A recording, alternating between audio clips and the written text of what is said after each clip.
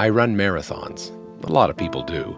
And when marathoners get together on training days and long runs and early mornings, we talk the same talk. What are your goals this season?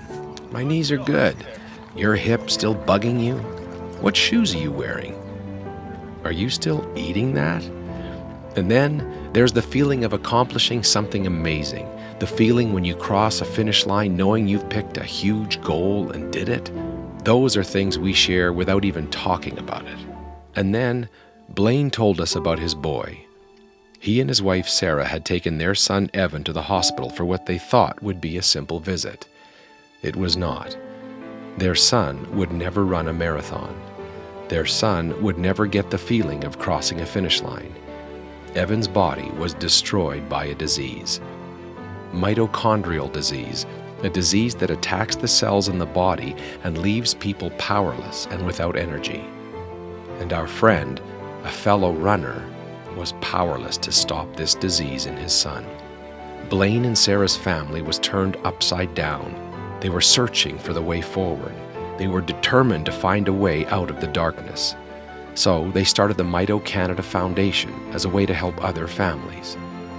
But we felt powerless to help. All of us standing with Blaine and his family with nothing to offer. Until someone said, let's race together, like actually race together, tied together. Well, that seemed ridiculous. And then we looked it up. A group of 5 had set the Guinness World Record of running a marathon all tied together in 2 hours, 57 minutes. That was fast. That would take serious coordination, teamwork, and energy. It was perfect. We had a goal, a world-class goal that would spread the word about the MitoCanada Foundation and give support to those that needed it. Support to people like Blaine and Sarah and Evan. All 10 of us would do it, tied together, tied to Blaine. Now, we all had a clue how to run a marathon on our own, but we had no clue how to run one tied together. So we got some surgical tubing and tried different lengths. We settled on 5 feet. We asked ourselves, who should be in the front, and who's the caboose, and what's the best system? We trained hard on our own, and we did 2 training runs with everyone tied together, or almost everyone. 10 schedules are hard to coordinate, until race day, when all 10 of us were there, tied together.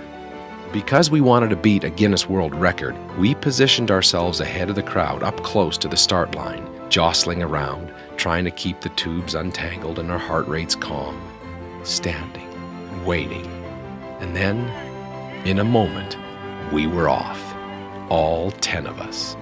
The first part of the race almost felt easy.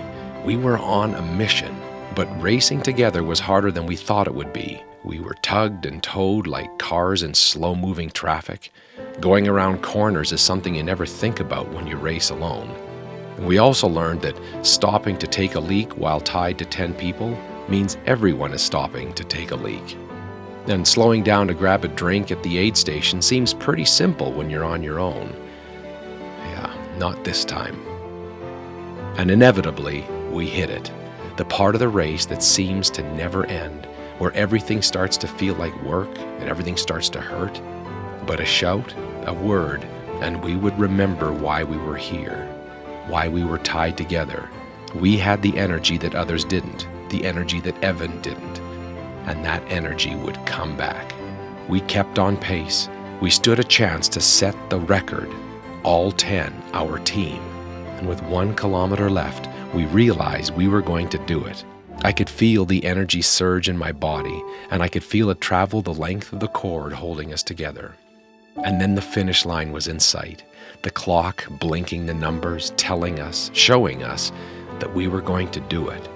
We were going to set a world record. They tell us people were screaming at the finish, that the crowd was pumped and loud. I don't remember that. I remember the feeling of the tube tied to me, tied to the 10 of us. The feeling of what we had done, of being proud that we had done something. And I felt a little bit sad, because I didn't want the feeling to end, the energy of all of us, and wishing Evan could feel that energy. Maybe we can't fix his cells, but we want him and others like him to feel that energy. And we want his mom and dad to know that we're not stopping. In 2016, we're doing more. Our team has grown. Our ambitions have grown. We're going to try for 6 world records. Join our movement. Join our team.